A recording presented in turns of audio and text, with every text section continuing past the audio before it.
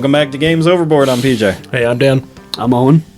Yeah, Owen's with us today. Yeah. So I'm sorry. This is bugging me. I need to throw this out there. Every time I see you mess with those dials and everything, I think of the 1966 Batman TV show when they started the Batmobile. I can mute you right now. I know you can mute me. Just atomic battery to power, engines to speed. Just like twisting it up. Whoop, whoop, whoop. Oh, boy. Okay, so what are we talking about today? All right, we're talking about Scythe. Yeah. Now, we've been talking about this for quite a while, and we're finally playing it for the, how many time for us? Oh, man. A lot. Fourth, probably? Fourth or fifth. For you and me. Yeah. For me, it's like 15th or something. And for Owen, it's his first time. Yeah. So we have a whole range of different viewpoints that we can use to talk about this game, which is pretty cool. Yeah. Oh, definitely. And I haven't played this in a while, so it took me a few seconds to get back into it. Yeah.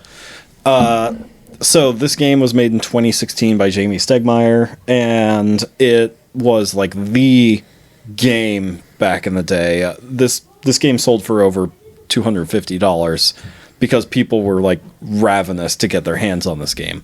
Holy crap. I paid $56. I think you made out on that one. Yeah.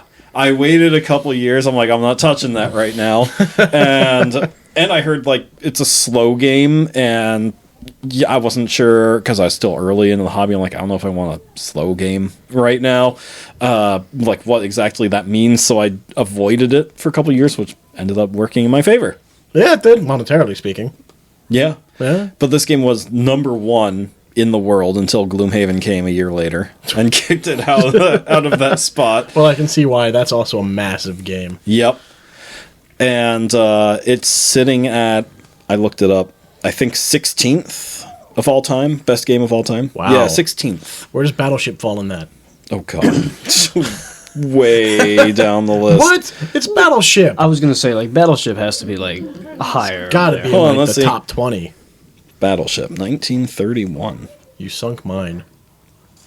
Its game rank is 23,462. Holy crap. I feel really bad. Where did you find the Muppets? Okay. Sorry about that, everybody. Totally out of context. Talking about Battleship and all of a sudden Muppets. Well, that's how We're my talking mind about works. board games, and you're just like, oh my, where'd you get the Muppets? I love the Muppets. So Scythe. This game is interesting because it started with the artwork and then they built a game around it. And I think that's awesome. That's such a cool way to do something. The artwork is just phenomenal. Yeah, like if you flip over any of those green encounter cards, like the artwork is amazing in all of them. And it's all the player unmatched, in my boards opinion. are awesome. The board is fantastic. At first I thought it was ugly because like all you see are kind of red hexes and weird lines, but then you start to look at the details of it. Let's not also talk about the Easter eggs. All the Easter eggs. Thor. Thor and Little Red Riding Hood and Santa Claus. It's pretty cool. And I can understand why when you first saw this you'd think it was ugly, because it's especially... It looks like a bunch of bright colors. It does. Like when you start, if this is going to be the game that's going to start you off into gaming, oh wow, the board is daunting. It's really daunting. You've got all this stuff going on right in front of you. You've got 3 different counters on 3 sides of the board. You've got a placement for 7 different factions, and there's little space for each one, while the rest is just the sprawling expanse that you just have to go and dominate. So it can be pretty daunting for people that just come into it the first time, or just looking at the board for the first time. Yep. Side note, what really catches my eye is the miniatures. Like, I know a lot of board games, they have, like, these phenomenal, really detailed miniatures, but I don't know, it's just something about... What's this game contrast about? Diesel Punk? Diesel Punk. Yeah. Not steampunk, diesel punk. I really enjoy the mechs, the airships. I like how heavy they are too, and like chunky they are when you just plop them on the board. Right. And Yeah, so what's really cool about this is it is an alternate timeline starting in the 1920s. What was it about? Nikola Tesla or something? yeah, Tesla made these mechs for like farming and for good things, and then The governments got a hold of them and turned them into what governments are best to do. war machines. Yeah. And so he left his factory open and just noped out of the area, and everyone's fighting for the factory. Pretty much. We'll get to that subject later, young man. If I was Nikola Tesla, I would just shoot myself, knowing the whole world is just after my stuff. Well, I wouldn't shoot myself. I'd run away with my pet pigeons because he absolutely loved, especially one pigeon. It was kind of creepy. If you want to look more into that, just go ahead and look up Nikola Tesla. Now you guys are looking at me like I'm strange. Yeah, no, it's true. Read it. Owen's looking it up. He had an obsession with one particular pigeon. All right. So while he's looking this up, let's continue. Moving on with more components. I said this in my Gloomhaven review, too, that this is the first game that really felt like a luxury item. As soon as you open the box, everything just feels good about, like, this is the first time I ever painted minis because I felt like they deserved it. Now, this is the first time that I've played it since you've expanded upon it. When you originally got it, when I played so many times with you, it was just cardboard pieces and Minis were unpainted. Minis were unpainted, but the minis haven't changed. They're still the same. They're still made out of nice, hardy plastics. So are your characters. Your characters get their own little minis as well. And everything else is wooden pieces, and your money and that kind of stuff was cardboard and a thick cardboard. So again, it didn't feel super cheap. No, they're nice components. They were nice they're components, really nice. but you picked up the upgrade pack, and the upgrade pack is ridiculous. I mean, you've got steel ingots here that Are actually metal. You have heft and weight to them. That's what really impressed me was that they're actually like really heavy. Yeah, and you get money. You get money, and before your money was just cardboard. This time they're actually metal coins. Yeah. And I like how you, as someone jingles theirs, Owen. I'm sorry. Fred sighting. But this is cool because it looks exactly the same like they did as the cardboard pieces, but they've got heft to them. They've got weight, and yeah, they make a really nice sound when they clank. It's so satisfying. It is really satisfying. That was the word I was thinking of, and it lost me. Yep. Or I lost it. Either way. It always happens to me. Yeah. Anyway. We lose you all the time. Total side note, when you were talking about Nikola Tesla and the pigeon, Yeah.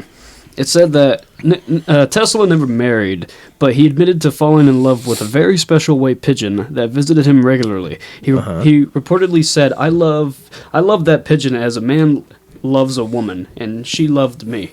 Yes. I told you. Oh, Tesla. I told you. He better not have any of sexual relations with the pigeon. That poor pigeon. That's the last time you ever saw the pigeon. That just reminds me of the Blackadder. My speckled Jim. Oh, gosh. Okay, yeah, that was a tangent that everyone's going, what the heck is you talking about? Moving on. So, on with the components. The player boards. The player boards look awesome. So, just like your normal cards that you would get here, and the board that is detailed, your character and player boards are equally awesome and detailed. And the cool thing about this is every one of them is different. Yeah. Everything is different. So no player is going to have the same stuff on their board. And the nice thing is, too, like, they're dual layered, which, again, adds to, like, the quality of it. Yeah. But also things just don't move. You know, everything has, like, its own little inlaid area where it belongs. And, you know, you're moving things from the top of the board to the other to upgrade them, and everything just makes sense looking at it, the way it's designed and all that, where if it's green, it's stuff you get. If it's red, it's stuff you pay to pay for. And the cool thing about this layout is it's very much...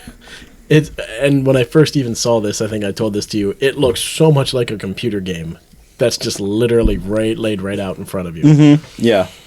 And it translates well for the digital And version it because does. There is a digital version if you're interested in playing this game without forking out the $50-$60 for it. You can get a $10 version on Steam.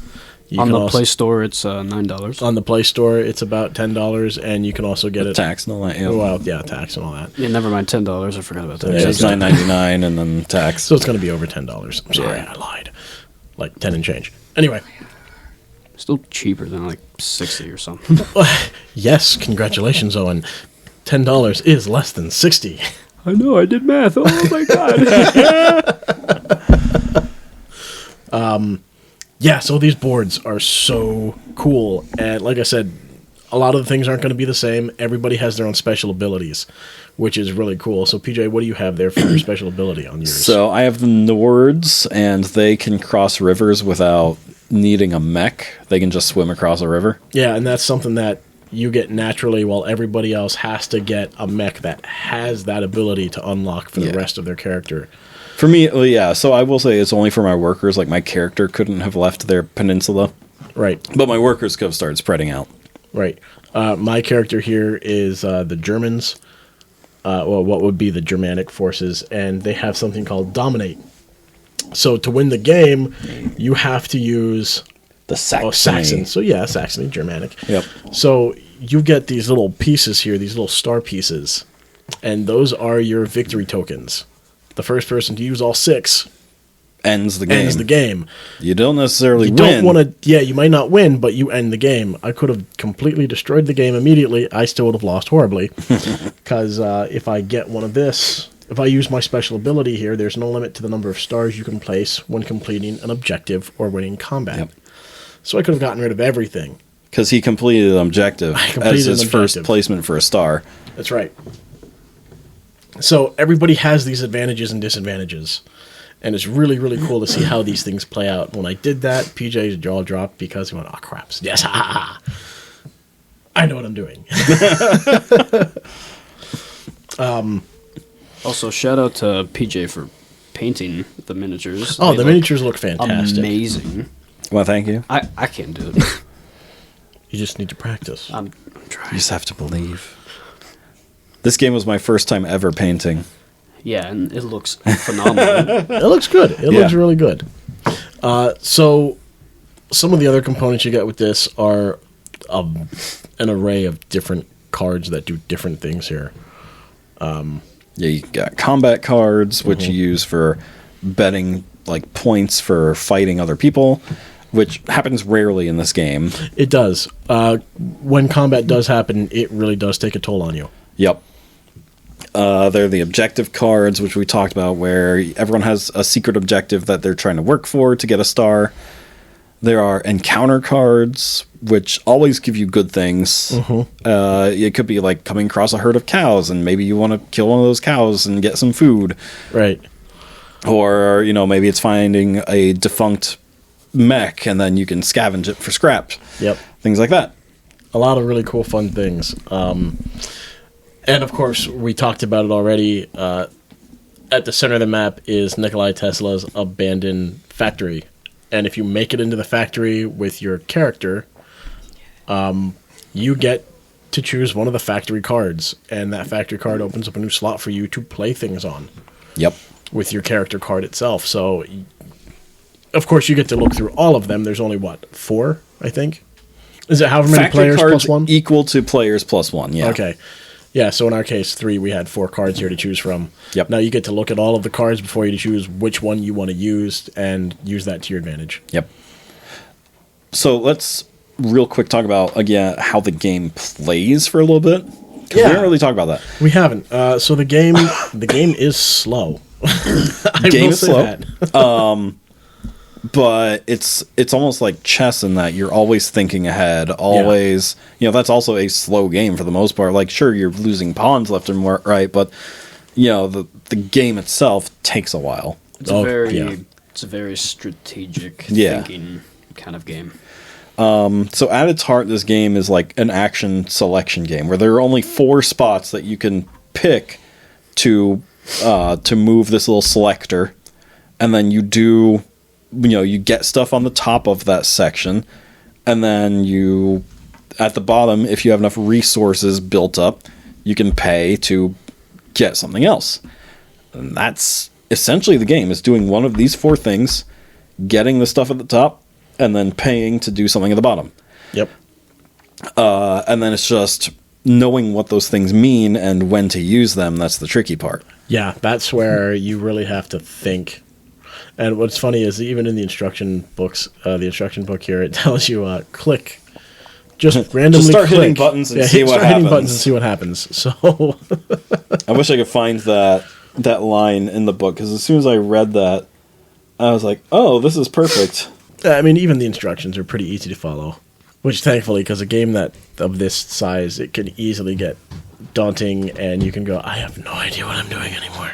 Mm-hmm. Yeah, because you just have so many options. So it's nice that there's a card that tells you what to do. To give you a guide of how you should be working. So it's like first turn, take one of the top row actions that no one else has tried.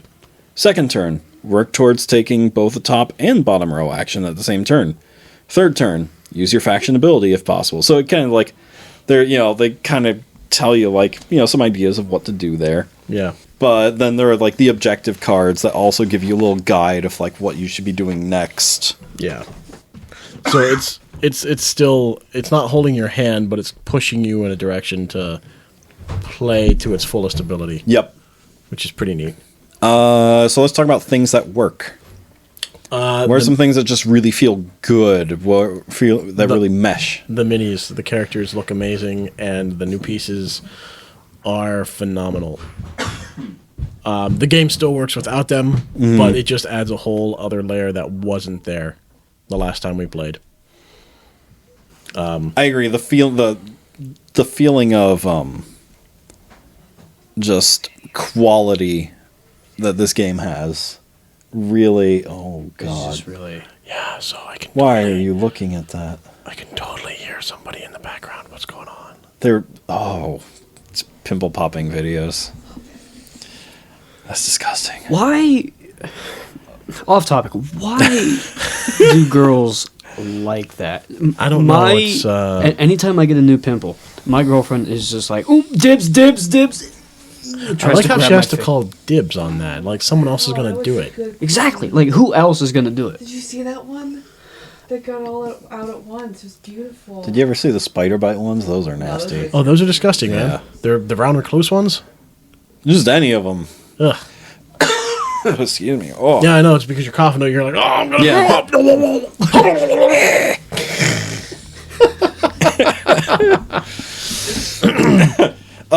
boy, that's going to be edited.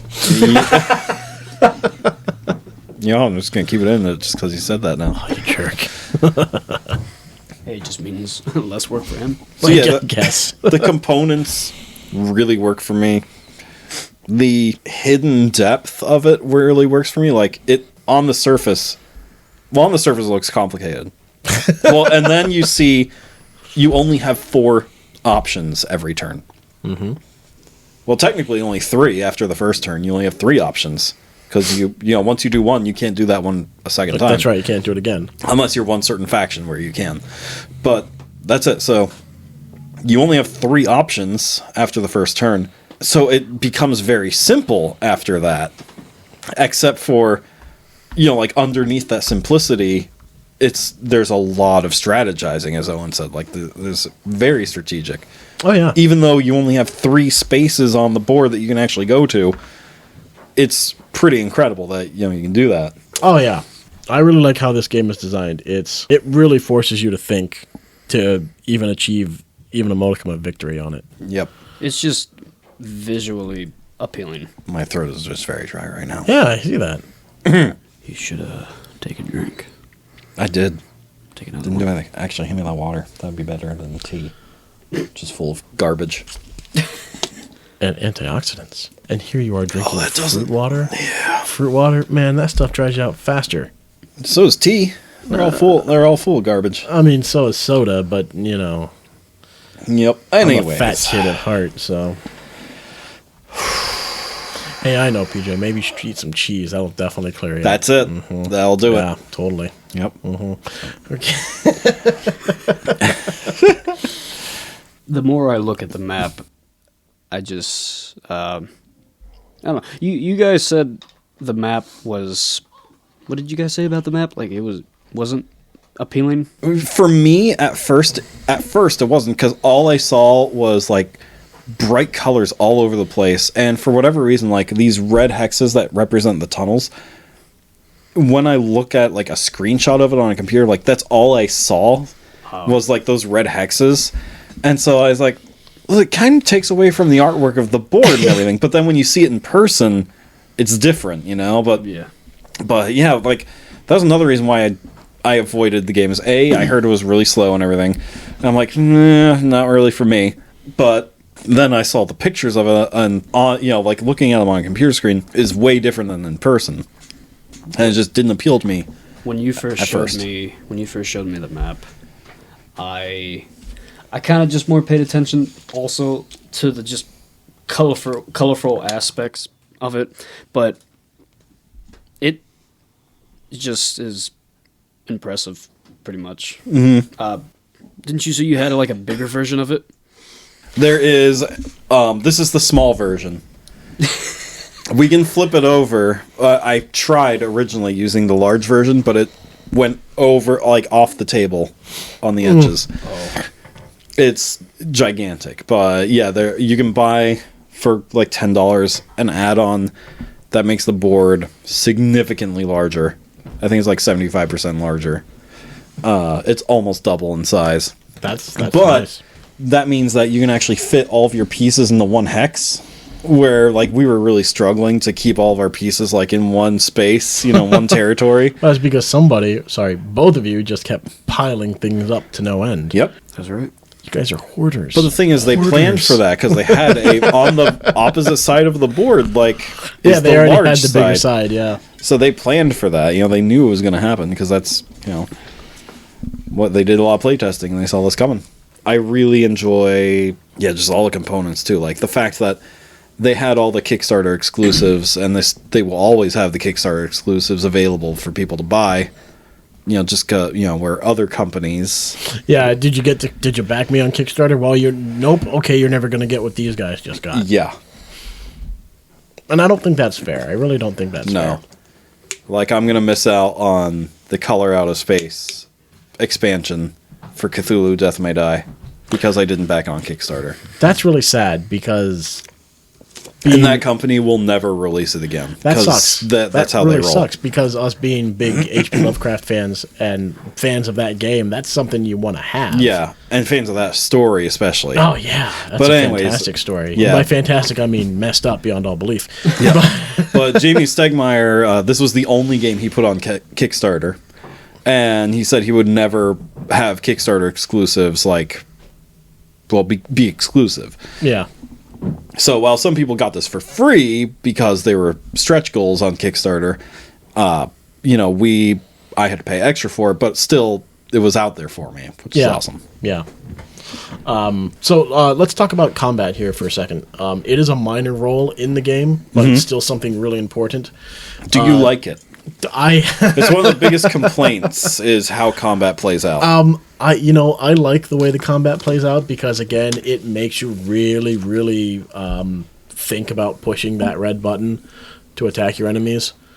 I mean, you really have to be confident that you're going to take it down, or you will lose dearly. Yeah, and one thing that Shut Up and Sit Down said that I echoed today when we were playing is it's almost worse than dying when you lose in combat because your pieces go way back to the beginning. It's like, well, they're kind of worthless because to get them back to the front lines is going to take forever. You're going to waste You're going to waste at least 2 turns to get back to even one space.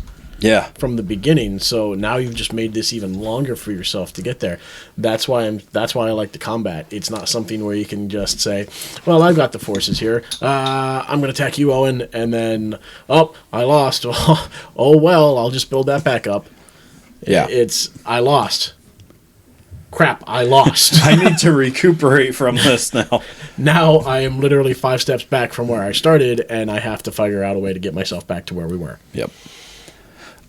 But the way that runs is pretty neat. Like we said, we've got those little combat cards, but you have a little wheel here Where you wager how much, basically how much power Yep. that you have, and that's all based on what your army size is, which is located on the lower right-hand portion of the board. And that's all you get to wager. You can't wager any more than that. But those extra combat cards that you get at the beginning of the game, you slip in there, and that gives you the extra force that you may need to take over an opponent. Yep. And I was so mad because I faced PJ today, and I took my highest card that I had because I only had a force of 2. And he beat me by 2. And I lost everything. Yep. So You're welcome. I mean, it's a literal gamble on this. And the really cool thing is, if you win and there are workers there, and they get kicked back to their home place, you lose popularity for every worker that gets kicked out of their spot, because no one likes to be evicted from their homes. That's right. That's right. Well, so you can lose a lot of popularity doing that. I did that. Yep. Do you want to take that? You know what? My people like me enough. Yeah, I'll do it. So again, like the the thought process behind all of it is just amazing and fantastic. Anything that doesn't work for you in this game? You know, I can't think of anything that doesn't work just because it's, in my opinion, that well crafted. Mm-hmm. I haven't played it enough to not see any reason to dislike any kind of way. Well, you know me, I like strategy games. I love my strategy games on my PC and everything. I like playing things like XCOM. I like playing things where you have to take big risks, and if you don't risk, then don't bother playing. You're going to play it wrong anyway. So this is right up that alley. I said before, this is basically a computer game thrown down to you as a board game. And it even works very much the same on the computer, the electronic release of said game. I'm sure if I actually sat down and scrutinized every little thing, I could find something I don't like and something wrong with it. But on the surface, the game is just, it works, it's fun, and it really makes you think on how you're going to do this without screwing yourself up completely. Yeah. My only complaint, which kind of gets fixed with the big box version, is there's no insert. There's no way to store this game, at all. Like, you can just put things in baggies and throw it into a box. Well, PJ, you like to make organizer. things. Why don't we make a little box for this? Well, that's the thing, is like, now that I bought the big box that holds all the expansions and everything, it comes with these really nice, like, cardboard boxes. And so I have one box that only holds the cardboard bits. I have one box that only holds the cards, and I have another that only holds the tokens. And so with that, it came with like some organization and things like that. Okay, well, that's good. And the minis have these really cool plastic molds, so they don't get bent or damaged in any way. Yeah, that's pretty cool. And this is also the first time I've played with the airships that come with this game. I still don't know how to use them, and I didn't even use my airship. My airship is still at my base while I'm messing around the rest of the map here. Yeah, they definitely, you kind of forget about them. I'm like, so used to playing without them. Yeah. Yeah, it's like, all right, my airship. Forgot about you. Well, yeah, I'm going to put these guys here, this guy here, and this guy here. All right, that's my 2 movements for the game. Crap.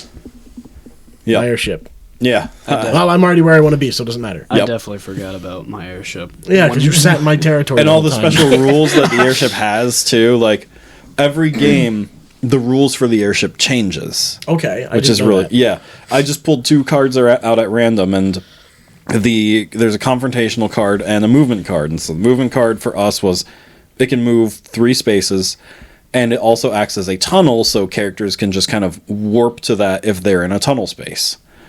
Then there's also... So you're telling me that this game, I could have been using that thing as a Super Mario Brothers pipe?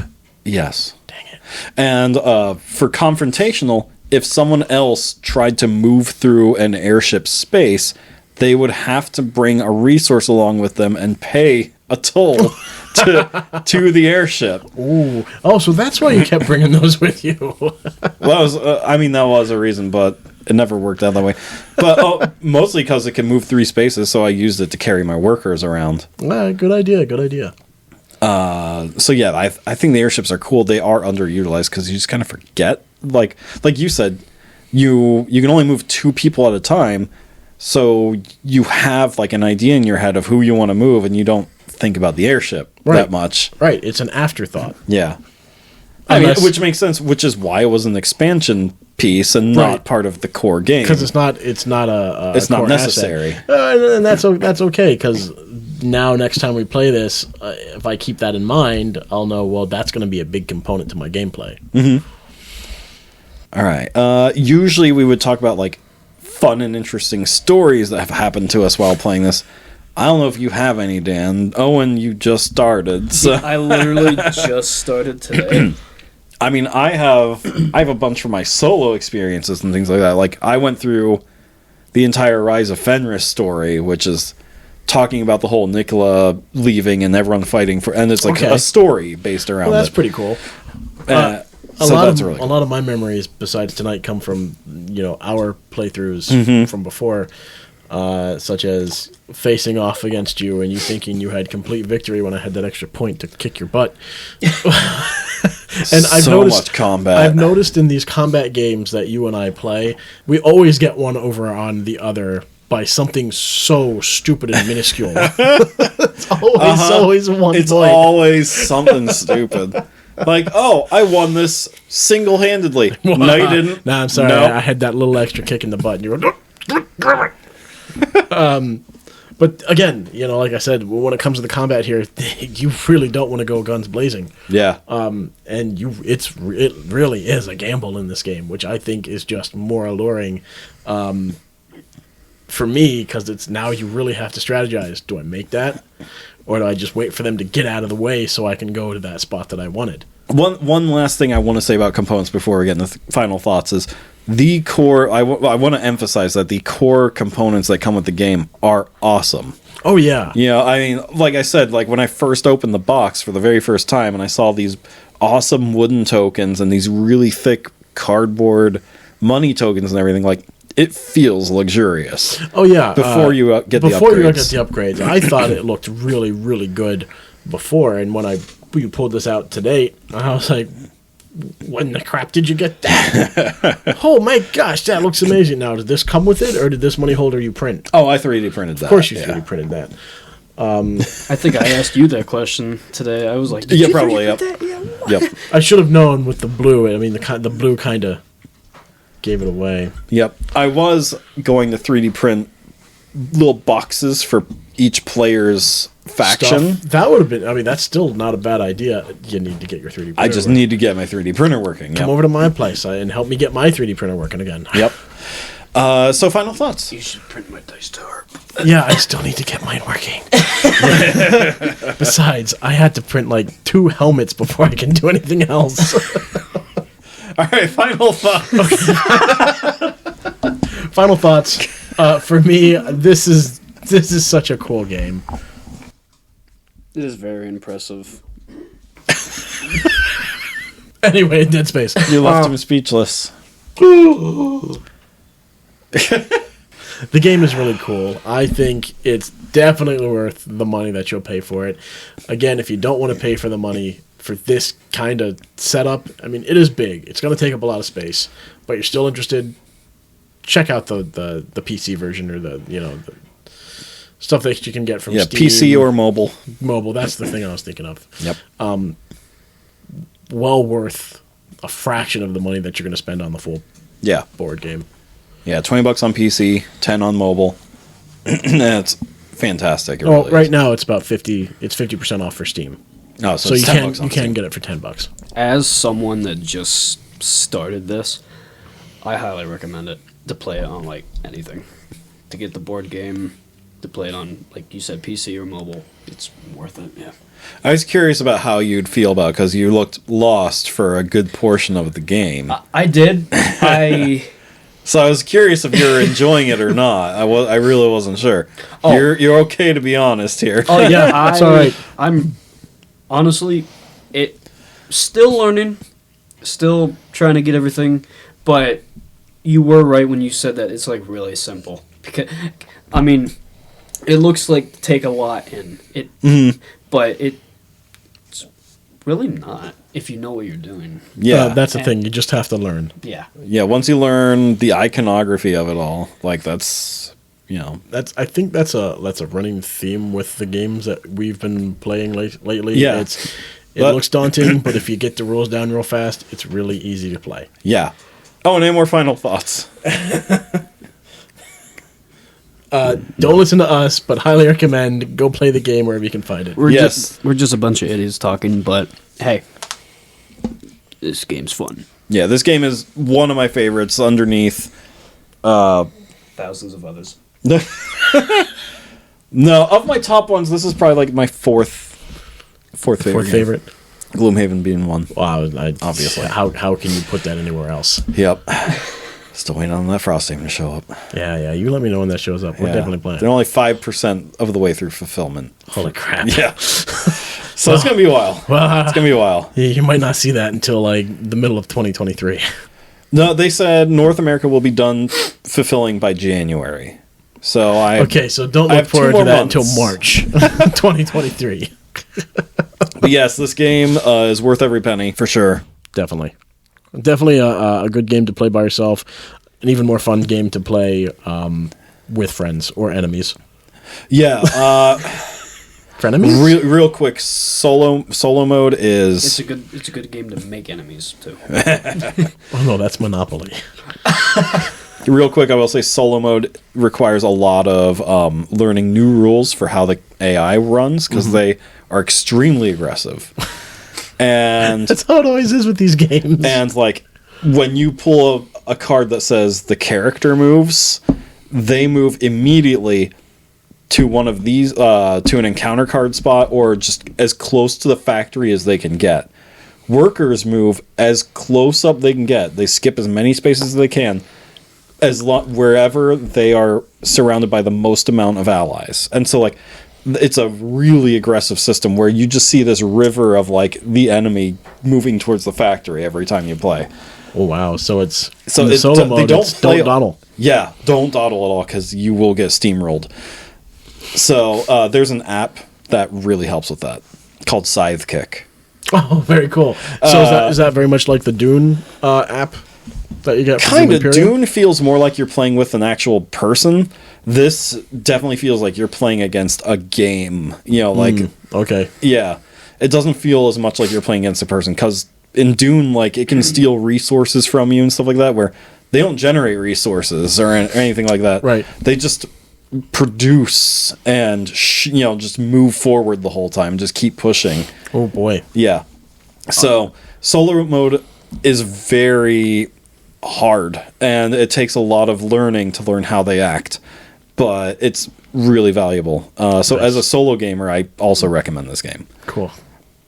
You could play this solo, right? Yes. Have you played this solo, and what are your... Yeah, I played through the entire campaign that's an expansion solo, and it's fantastic. In terms of solo games, this is my underneath Gloomhaven. It's my second favorite solo game.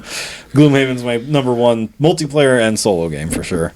Do you think it's more fun to play with other people or solo? Definitely with other people because you can like chat around the table while you're doing it. Mm-hmm. Take your time. Yeah, it's a lot of late nights when I was doing it solo and things like that. Just because it's a long game. Yeah, it is a long game.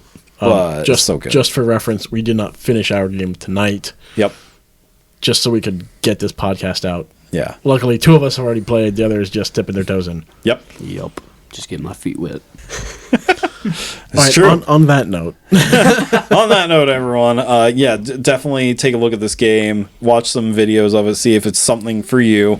You can get, if you watch other people playing the game on YouTube, like you can get a good idea if this is a game that you want to get. Or again, get it on mobile. It's a lot cheaper that way, and see if it suits your play style that way too. So thank you guys for coming on. Yeah. Until next time, check out gamesoverboard.com for all of our other content. Email us at gamesoverboard@gmail.com.